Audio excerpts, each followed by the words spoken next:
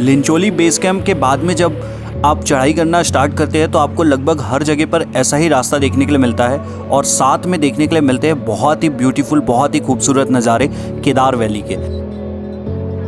और साथ ही जो रास्ता है वो बहुत ही कठिन चढ़ाई वाला है। असली केदारनाथ ट्रैक का मज़ा यहीं से आता है। और जो ये आप नीचे देख रहे हैं लिंचोली का व्यू, ये लिंचोली कैंप बेस जहां से अभी हम जस्ट चलना शुरू किए हैं।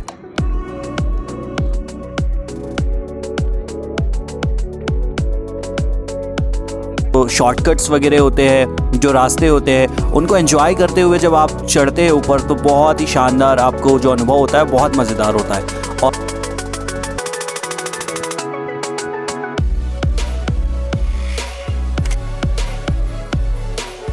पूरा वीडियो जरूर देखिएगा और लाइक शेयर सब्सक्राइब जरूर कीजिए। तो चलिए शुरू करते हैं।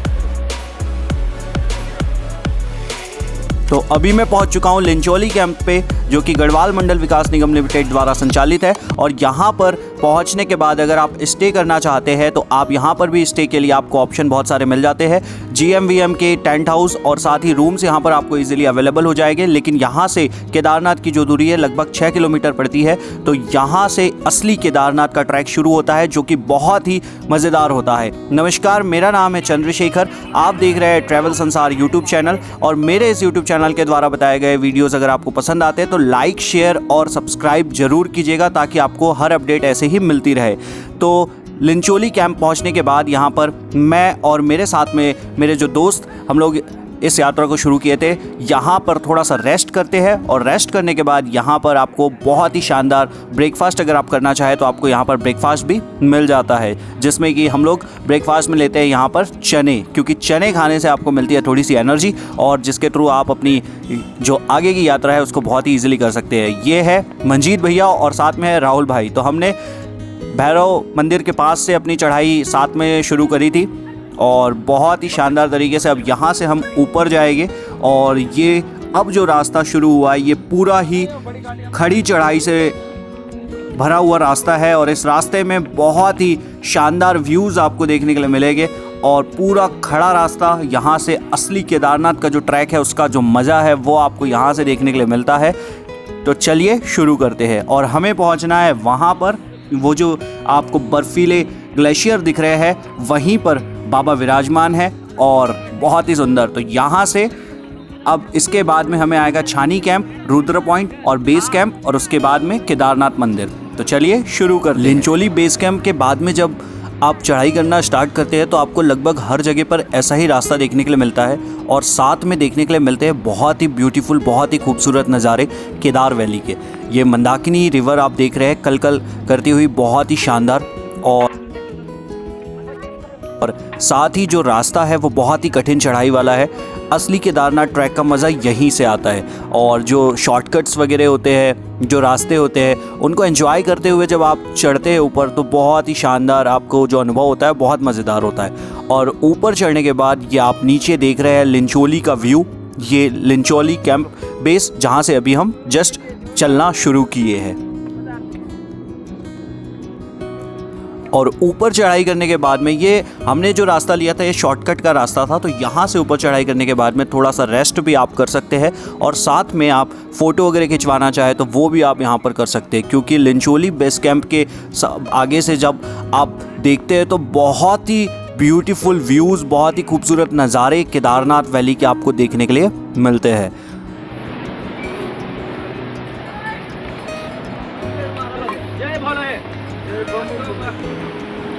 सेतु पर एक समय पर 24 व्यक्ति या 6 खच्चर ही जा सकते हैं। भाई ये थोड़ा नाजुक सेतु है, इधर मजबूत वाला है।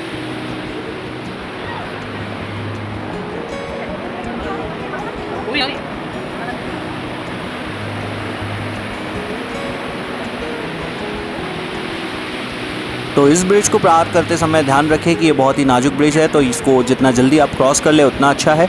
और साथ ही यहाँ से आपको देखने के लिए मिलता है बहुत ही खूबसूरत नज़ारा, जो कि कलकल करती हुई मंद गति से बहने वाली मंदाकिनी नदी का, जो कि केदार वैली से निकलती है और आगे चलकर रूप ले लेती है गंगा नदी का।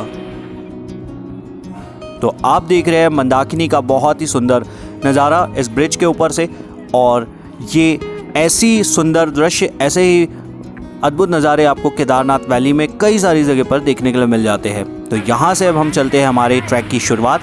केदारनाथ की इस यात्रा में आपको लगभग 10 चेक पॉइंट्स से गुज़रना होता है, जो कि हमारी सुरक्षा के लिए बनाए गए हैं, जो कि बहुत ही इम्पॉर्टेंट चेक पॉइंट है, जिसमें शुरुआत हमारी होती है भैरव मंदिर से, उसके बाद में आता है जंगल चट्टी, फिर आता है चीरबासा भैरव, और उसके बाद में भीमबली पॉइंट आता है, उसके बाद में आप आते हैं छोटी लिंचोली पर, फिर आते हैं आप लिंचोली बेस कैंप पर, फिर आप आते हैं आगे छाना बेस कैंप पर, फिर उसके बाद में रुद्र पॉइंट, और उसके बाद में Kedarnath base camp and Kedarnath मंदिर। तो इस प्रकार से आप पहुंचते हैं केदारनाथ घाटी के सुंदर नज़ारों का दृश्य लेते हुए केदारनाथ बाबा के धाम पर।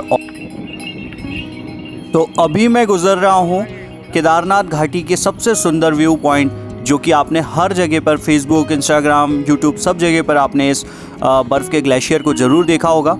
और ये बर्फ़ का ग्लेशियर जब केदारनाथ मंदिर 6 महीने के बाद खुलता है, तो उस समय पर इसकी जो लंबाई और चौड़ाई होती है वो आज जितनी है उससे लगभग दोगुनी होती है, और इसके बीच में से आपको गुजरना होता है केदारनाथ मंदिर जाने के लिए। और जब मंदिर खुलता है तो यहीं के ग्लेशियर को काटकर रास्ता बनाया जाता है। और अभी यहाँ पर बहुत ज़्यादा कीचड़ था, तो इसी वजह से हम निकल पड़ते हैं ग्लेशियर के ऊपर से ही, मतलब बर्फ़ के ऊपर से, और बहुत ज़्यादा पैर भी फिसलता है, लेकिन मज़ा भी उतना ही आता है। और जो व्यू देखने के लिए आपको मिलता है उसका तो क्या ही कहने, अद्भुत नज़ारा एकदम, और अद्भुत फीलिंग, बहुत ही शानदार फीलिंग आपको यहाँ पर आती है। ठंड भी एकदम ज़्यादा नहीं लगती है, बहुत ही मौसम अगर अच्छा रहा तो आपको इसका बर्फ़ का जो आनंद है वो बहुत ही शानदार यहाँ पर लेने के लिए मिलता है। और ये एकमात्र ऐसा ग्लेशियर पॉइंट नहीं है जो आपको लिंचोली के बाद देखने को मिलता है। लिंचोली बेस कैंप के बाद में जब आप केदारनाथ की यात्रा शुरू करते हैं तो आपको ऐसे बहुत सारे पॉइंट्स मिलते हैं जहाँ पर बर्फ़ के ग्लेशियर्स होते हैं, जहाँ पर बर्फ़ के बड़े बड़े पहाड़ आपको देखने के लिए मिल जाते हैं। और ये रास्ता इसी प्रकार से चलता है, और थोड़ा बहुत यहाँ पर पानी भी होता है, तो इसी वजह से पैर वगैरह फिसलने की भी संभावना होती है। इसलिए यहाँ से जब आप निकले तो थोड़ा धीरे से और संभल कर चले। और ये आप देख रहे हैं जहाँ से अभी हम निकल कर आगे आए हैं, और बहुत ही सुंदर नज़ारा आपको यहाँ से देखने के लिए मिलता है। बहुत ही शानदार व्यू यहाँ से आप देख सकते हैं केदार घाटी का, बहुत मज़ेदार, अद्भुत एकदम। मतलब आपकी जो केदारनाथ यात्रा शुरू हमने करी थी, जिस अलौकिक एकदम दृश्यों को देखने के लिए हम केदारनाथ यात्रा करते हैं, वो आपको सब हर कोई चीज़, स्वर्ग की अनुभूति जो कहते हैं ना कि स्वर्ग का रास्ता हम तय कर रहे हैं, तो रियल में वो फीलिंग आपको लिंचोली बेस कैंप के आने के बाद में ही मिलना शुरू होती है, क्योंकि यहाँ से बहुत शानदार रास्ता यहाँ से शुरू हो जाता है।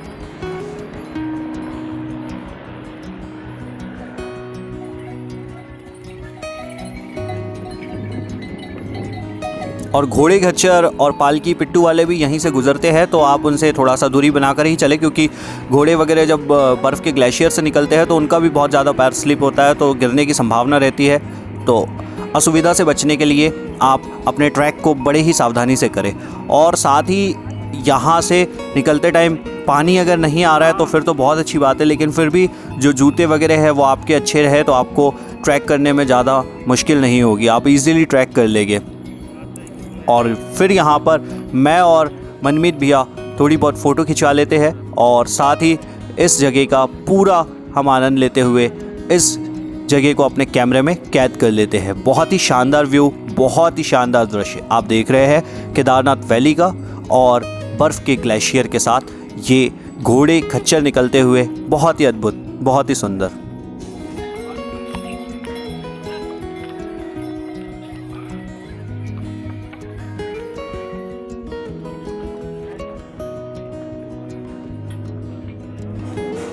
लिंचोली बेस कैंप से चलना मैंने शुरू किया था, और लगभग अभी मेरी 1.5 किलोमीटर की यात्रा कंप्लीट यहाँ पर हो चुकी है। और इसके बाद में हम निकल पड़ते हैं एक और शॉर्टकट लेकर, और आप देख रहे हैं कितनी हाइट पर अभी हम पहुँच चुके हैं। और यहाँ से पूरी नीचे केदार वैली आपको दिख रही है। गौरीकुंड से आप जब यात्रा शुरू करते हैं तो आपको नहीं पता होता है कि कैसा रास्ता होगा, क्या होगा। पहली बार जो लोग अपनी यात्रा करते हैं उनका अनुभव बहुत ही शानदार होता है। मेरी भी ये पहली यात्रा है और इसमें मेरा अनुभव भी बहुत ही शानदार है। तो यहाँ से केदारनाथ की जो चढ़ाई होती है बहुत ही खड़ी होती है। और हमारे साथ में राहुल भाई जो थे उन्होंने कर लिया है घोड़ा, और यहाँ से अगर आप घोड़ा करते हैं तो आपको मिल जाता है 500 रुपये में ईज़िली में 500 या 700 रुपये में आपको घोड़ा ईज़िली में अवेलेबल हो जाता है। तो अगर आप चाहते हैं थोड़ा बहुत घोड़े का आनंद लेना भी, खच्चर का आनंद लेना भी, तो आप यहाँ से घोड़ा खच्चर कर सकते हैं। लेकिन उसके लिए आपको बार्गेनिंग करना होगा, क्योंकि यहाँ से वो आपको बोलेंगे 1000-1200 रुपये, लेकिन अगर आप बार्गेनिंग कर लेंगे, थोड़ी बहुत उनसे बातचीत कर लेंगे, तो आपको 500 से 700 रुपये में ईज़िली अवेलेबल हो जाएगा। लेकिन यहाँ से लगभग 3 किलोमीटर का ही रास्ता बचता है, तो अब ये आपके ऊपर डिपेंड करता है आप करना चाहते हैं या नहीं।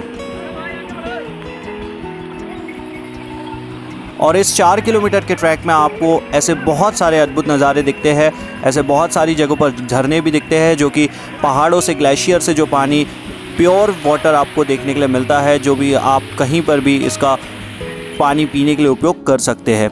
और मैं इस यात्रा का पूरा आनंद लेते हुए चल पड़ता हूँ आगे के लिए।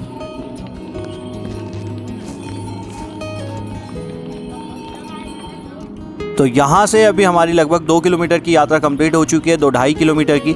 और आपको जैसा कि मैंने अभी बताया, आप लिंचोली के बाद से घोड़ा कर सकते हैं, लेकिन अगर आप लिंचोली के बाद से घोड़ा करते हैं तो आपको 500-700 में पड़ेगा। लेकिन जो अद्भुत नज़ारे आपको अब देखने के लिए मिलेंगे वो शायद आपको पहले नहीं मिले थे। इसलिए अगर आप इतना दूर पैदल आ ही गए तो थोड़ा सा और दूर है, थोड़ा रुक रुक कर चल लीजिए, तो आपको शायद टाइम ज़्यादा लगेगा, लेकिन आपको जो अद्भुत आनंद यहाँ से मिलेगा, जो आपको बहुत ही शानदार व्यूज़ और बहुत ही शानदार आपको एक्सपीरियंस होगा, वो इसी 4 किलोमीटर के ट्रैक में होता है। और बहुत मज़ा इस 4 किलोमीटर के ट्रैक में आता है। तो आप अगर अपनी यात्रा कर रहे हैं तो थोड़े से के लिए ना घबराए और बाबा पर विश्वास रख के फिर चल दे, हर हर महादेव का नाम लेकर।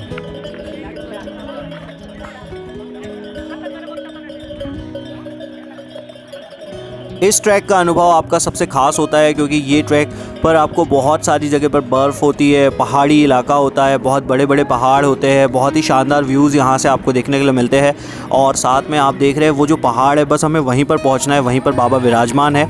और साथ ही में बीच बीच में आपको घोड़े खच्चर वाले, पालकी वाले, पिट्टू वाले भी आपको यहाँ से बहुत ज़्यादा मिलते हैं, क्योंकि रास्ता इस एरिया का थोड़ा संकरा है, छोटा रास्ता है और सीधी खड़ी चढ़ाई है एकदम, तो चढ़ने में दिक्कत भी होती है। आप देख रहे हैं घोड़े वालों को तक दिक्कत हो गई, तो फिर तो हम पैदल चल रहे हैं। इसलिए इस रास्ते पर आप बड़े ही सावधानी से चले और रुक रुक कर चले। साथ में जैसा कि गौरीकुंड के पास में आपने देखा था, इंस्ट्रक्शंस बहुत सारे लिखे हुए थे कि आप यात्रा को पानी पीकर करते रहे, रुक रुक कर करें और साथ ही खाली पेट यात्रा ना करें। तो इस ट्रैक के पास जब आप पहुंचते हैं तो यहाँ से इन बातों का खास विशेष ध्यान रखें, ताकि आपको किसी प्रकार की असुविधा ना हो।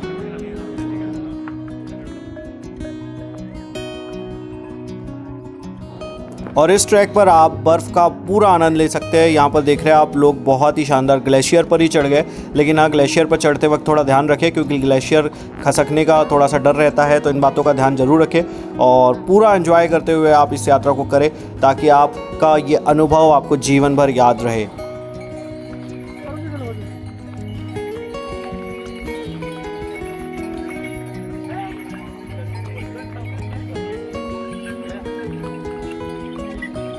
और इस जगह का पूरा नज़ारा देखने के बाद मैं आगे निकल पड़ता हूँ, और आगे चलते हुए हमें एक और शॉर्टकट दिखाई देता है, जिस शॉर्टकट को हम लेकर अपनी यात्रा को आगे बढ़ाते हैं। शॉर्टकट लेते टाइम आप बस इस बात का ध्यान रखें कि अगर पानी आ रहा हो तो शॉर्टकट का उपयोग ना करें, क्योंकि ये जो रास्ते होते हैं बहुत ही ज़्यादा फिसलने वाले होते हैं, धंसने वाले होते हैं, लैंडस्लाइड का ख़तरा होता है। तो शॉर्टकट लेते समय इन बातों का ध्यान रखें। और आप देख रहे हैं ये जो रास्ता गया है, ऐसा ऐसा करके बहुत ही ऊपर सीधे आपको पहुंचा देता है यहाँ पर। तो और ये आप देख रहे हैं बहुत ही सुंदर नज़ारा, बहुत ही सुंदर दृश्य, जो कि इतनी ऊंची चढ़ाई को चढ़ने के बाद में आप पहुँचे हैं ऊपर, जो कि लिंचोली बेस कैंप के बाद से केदारनाथ बेस कैंप तक का जो रास्ता होता है वो पूरी खड़ी चढ़ाई होती है। और उसका जो आनंद होता है, एक्सपीरियंस होता है, बहुत ही शानदार एडवेंचरस फीलिंग एकदम आपको आती है। बहुत ही मज़ेदार ट्रैक ये होता है। तो असली केदारनाथ के ट्रैक का आनंद आपको लेना है तो वो आपको लिंचोली के बाद से ही मिलता है। तो उसका अनुभव ज़रूर करें। और साथ ही आगे बढ़ने पर आपको इस प्रकार से दिख रहा है, यहाँ पर थोड़ी सी जगह गीली है, तो यहाँ पर हमारे पहुँचने से पहले बारिश हुई थी। तो बारिश अगर होती है तो इस प्रकार का मंजर होता है, बहुत ही ज़्यादा कीचड़ हो जाता है और उसमें ट्रैक करना बहुत मुश्किल होता है। तो आप इसके लिए थोड़ी बहुत सुविधा अपने साथ करके आए, वाटरप्रूफ जूते वगैरह आप लेकर आए, तो आपको बहुत ज़्यादा ईजी होगा ट्रैक करने में। और ये आप देख रहे हैं यहाँ से मुझे दिख रहा है एक और शॉर्टकट जहाँ से लोग जा रहे हैं। तो ये शॉर्टकट को हम लेंगे और पहुँच जाएंगे हमारे अगले स्टॉप पर। और साथ ही आप पहाड़ों पर आए हैं और मैगी नहीं अगर आपने खाई है तो फिर तो क्या ही कहने। तो आपको यहाँ की हर दुकानों में कुछ मिले या ना मिले मैगी ज़रूर मिल जाएगी। तो आप मैगी का भी आनंद ज़रूर लें। और ऐसे बहुत ही अद्भुत, डेंजरस, ख़तरनाक लेकिन बहुत ही शानदार रास्तों का आनंद लेते हुए मेरी यात्रा अब कंप्लीट होने पर आई है और मैं पहुंच चुका हूं अभी केदारनाथ बेस कैंप। यहां से लगभग मात्र 1 किलोमीटर की दूरी पर है। 1 से 1.5 किलोमीटर के बाद केदारनाथ बेस कैंप यहां पर आ जाएगा और इस प्रकार के बर्फ़ के नज़ारे आपको अब यहाँ से दिखने शुरू हो जाएंगे। लिंचोली के बाद से आपको दिखना तो शुरू हो ही जाते हैं, लेकिन जैसे ही केदारनाथ बेस कैंप आता है तो केदारनाथ बेस कैंप के बाद में बाबा के धाम के पास में हर तरफ आपको बर्फ़ ही बर्फ़ देखने के लिए मिलती है। तो यहाँ से लगभग 1 किलोमीटर बाद हम पहुँच जाते हैं केदारनाथ बेस कैंप के पास। तो अभी आप जो टेंट सिटी देख रहे हैं ये है GMVM के द्वारा संचालित कैंप और टेंट सिटी, जिसमें आपको इजीली रहने के लिए बहुत ही अच्छी व्यवस्थाएं मिल जाएगी। और यहाँ पर आपको और भी कई सारी संस्थाएं हैं जिनकी कैंप और टेंट सिटी मिल जाती है, जहाँ पर आप इजीली रूम कर सकते हैं। तो अभी मैं पहुँच चुका हूँ केदारनाथ बेस कैंप के पास में, जहाँ से आपको हेलीकॉप्टर की आवाज़ भी सुनाई आ रही होगी। और ये सारी टेंट सिटी की इन्फॉर्मेशन, कैसे आप यहाँ पर कर सकते हैं, कितने में आपको टेंट यहाँ पर मिलता है, कैंप के लिए आपको क्या करना होगा, और भी कितनी संस्थाएं हैं, और भी कैसे कैंप यहाँ पर आपको मिलते हैं, ये सारी इन्फॉर्मेशन आपको अगले व्लॉग में मिलेगी। तो हमारा अगला व्लॉग ज़रूर देखें, जिसमें कि अगले व्लॉग में आप केदारनाथ बेस कैंप से केदारनाथ मंदिर तक 1.5 किलोमीटर का जो रास्ता है उसको हम तय करेंगे। और साथ ही हेलीपैड यहाँ से 1 किलोमीटर पड़ता है, तो उसकी भी जानकारी आपको अगले व्लॉग में मिलेगी। और साथ ही केदारनाथ का घोड़ा पड़ाव जो है वो भी आप अगले वीडियो में देख पाएंगे, कहाँ पर घोड़ा का पड़ाव होता है, पिट्टू कहाँ पर पड़ाव डालते हैं, और साथ ही पालकी वालों का स्टॉप कहाँ पर होता है और पिट्टू वालों का स्टॉप कहाँ पर होता है। ये सारी जानकारी, ये सारी बातें अगले वीडियो में हम जानेंगे। तो अगला वीडियो, अगला व्लॉग मेरा ज़रूर देखें। और ऐसी ही जानकारी, ऐसी ही वीडियोस देखने के लिए मेरे इस ट्रैवल संसार यूट्यूब चैनल को लाइक, शेयर और सब्सक्राइब जरूर करें। अधिक से अधिक लोगों को शेयर करें ताकि आपको ऐसी अपडेट हमेशा देखने के लिए मिलती रहे। जय श्री महाकाल, हर हर महादेव, जय श्री केदार। स्टे कनेक्टेड और लाइक, शेयर, सब्सक्राइब जरूर करें।